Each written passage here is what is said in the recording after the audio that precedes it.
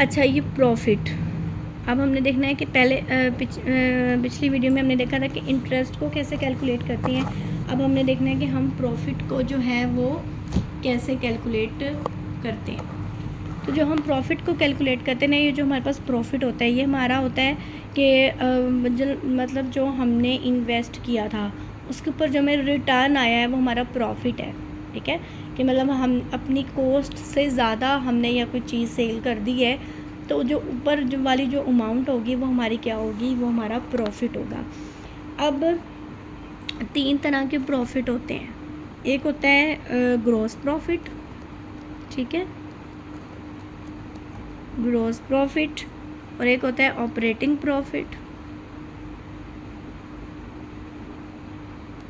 और एक होता है नेट प्रॉफिट। अच्छा, अब ये जो ग्रॉस प्रॉफिट होता है ना, ये क्या होता है, ये ग्रॉस प्रॉफिट होता है। अभी हम पीछे भी पढ़ा था कि जो मतलब हमारा रेवेन्यू जनरेट हुआ है या हम उसको कह देते हैं सेल्स, ठीक है, उसमें से जब हम माइनस करते हैं कॉस्ट ऑफ गुड्स सोल्ड तो वो हमारे पास क्या आ जाता है, हमारा ग्रॉस प्रॉफिट आ जाता है। अभी हमने कॉस्ट ऑफ गुड्स सोल्ड वाली वीडियो में मैंने आपको बताया था कि जब जितनी भी हमारी सेल्स जनरेट हुई हैं उसमें से माइनस करेंगे कॉस्ट ऑफ गुड्स सोल्ड तो हमारे पास क्या आ जाएगा, हमारे पास ग्रॉस प्रॉफिट आ जाएगा। ठीक है, अब उसके बाद ये जो ऑपरेटिंग प्रॉफिट होता है ना, ये ऑपरेटिंग प्रॉफिट जो होता है ना, ये होता है कि हम इसको इनकम भी कह लेते हैं, ऑपरेटिंग इनकम भी कह लेते हैं। मतलब जितने भी ऑपरेटिंग प्रॉफिट हो रहा होता है कि जो हम बिज़नेस रन कर रहे हैं, कॉस्ट ऑफ रनिंग बिज़नेस, मतलब जो हम बिज़नेस रन कर रहे हैं उसमें से हमने ये निकालना होता है कि जो मतलब कोई ऑफिस का रेंट पे कर रहे हैं, कोई जो है वो एडवर्टाइजमेंट में ख़र्चा आ रहा है, उसके बाद कोई इंश्योरेंस या फ़ी वगैरह में, मतलब जो भी उसमें ख़र्चा आ रहा है वो हमारे ऑपरेटिंग एक्सपेंसेस कहलाते हैं। क्या कहलाते हैं, ऑपरेटिंग एक्सपेंसेस। मतलब अगर हमने ऑपरेटिंग प्रॉफिट निकालना है तो हम उसमें से क्या करेंगे, हम ग्रॉस प्रॉफिट को माइनस कर देंगे ऑपरेटिंग एक्सपेंसेस में। ऐसे ही होता है ना। सबसे पहले हम समझ लें कि आपके पास सबसे पहले ग्रॉस प्रॉफिट आ गया। अब आपने क्या फ़ाइंड करना है, अब आपने ऑपरेटिंग प्रॉफिट फ़ाइंड करना है। मतलब आपके पास टोटल आ गई कि अब मतलब हम मुझे इतना प्रॉफिट हुआ है। अब उसमें से हम ऑपरेटिंग प्रॉफिट को माइनस करेंगे, मतलब कि जो ऑपरेटिंग प्रॉफिट लिख दिया मैंने, ऑपरेटिंग एक्सपेंसेस के। अब जो बिज़नेस को रन करने में जो कॉस्ट आ रही है ना, उसको हम माइनस करेंगे तो हमारे पास फिर ऑपरेटिंग प्रॉफिट निकलेगा। मतलब ऑपरेटिंग एक्सपेंसेस में जो हम बिज़नेस को रन कर रहे हैं, मतलब कोई एडवर्टाइजमेंट कर रहे हैं, कोई ऑफिस का रेंट पे कर रहे हैं, अब उसमें से जो हम माइनस करेंगे वो हमारे पास क्या निकल आएगा, मतलब जो हमारे पास ग्रॉस प्रॉफिट निकला है उसमें से जब हम माइनस करेंगे ऑपरेटिंग एक्सपेंसेस को तो हमारे पास क्या निकल आएगा, हमारे पास ऑपरेटिंग प्रॉफिट निकल आएगा। अब लास्ट में हम फाइंड करते हैं नेट प्रॉफिट। नेट प्रॉफिट हम कैसे फाइंड करते हैं, अब नेट प्रॉफिट फाइंड करते हैं।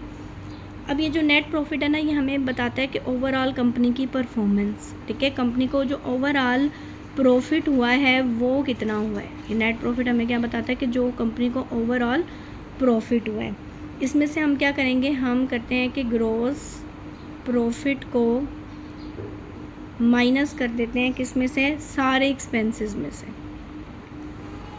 मतलब कि जो ग्रॉस प्रॉफिट में, ठीक है, ये हमें ओवरऑल, ठीक है, ये हमारी ओवरऑल कंपनी की परफॉर्मेंस को बताता है। मतलब फॉर एग्जांपल हम जब कोई भी इनकम स्टेटमेंट बनाते हैं, ठीक है, बैंक जो है जब कोई इनकम स्टेटमेंट बनाता है तो उसमें क्या करते हैं, सबसे पहले हम फाइंड करते हैं ग्रॉस प्रॉफिट।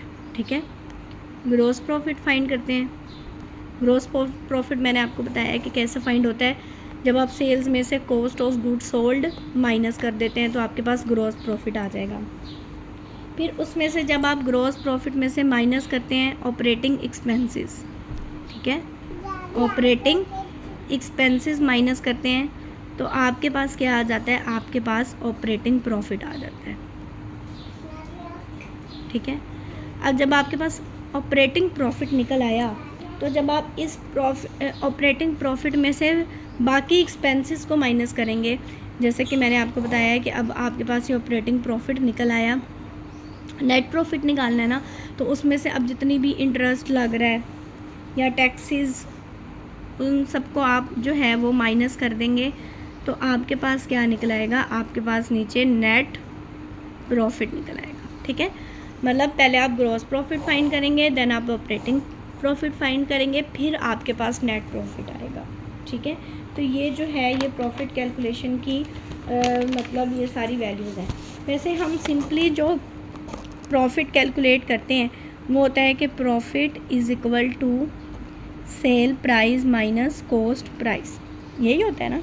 और जब आपने प्रॉफिट परसेंटेज फाइंड करनी होती है तब आप क्या करते हैं कि जो आपके पास सेल प्राइस मतलब जो प्रॉफिट हो रहा हो, सेल प्राइस में से अगर हम कॉस्ट प्राइस को माइनस करें तो प्रॉफिट निकल आता है।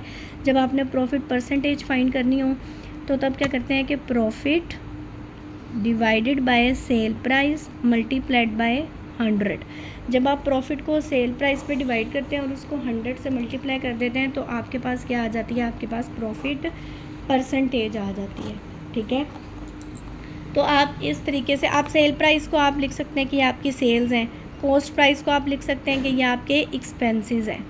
ठीक है, तो आप इस तरीके से जो है प्रॉफिट परसेंटेज निकाल सकते हैं। ये बड़ा इजीली था, इसको आप कर लें। आई होप आपको वीडियो अच्छी लगी होगी। काइंडली अपने फ्रेंड्स के साथ भी शेयर करें और चैनल को लाजमी सब्सक्राइब कर दीजिएगा ताकि आपको आइंदा आने वाली तमाम वीडियोस का नोटिफिकेशन मिल सके।